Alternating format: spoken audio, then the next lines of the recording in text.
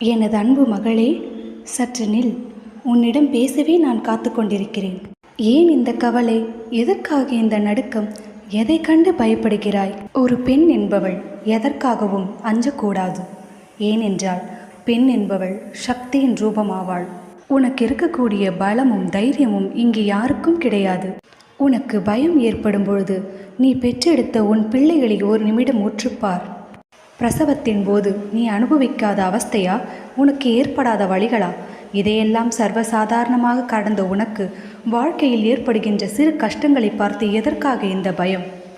ஒவ்வொரு பெண்ணும் உயிரோடு இருக்கும் பொழுதே தன் பிரசவத்தின் பொழுது மறுஜென்மம் எடுக்கிறாள்.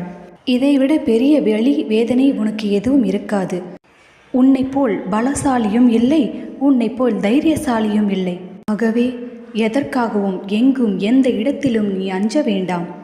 உன் தாய் வாராகி தாயும் நானும்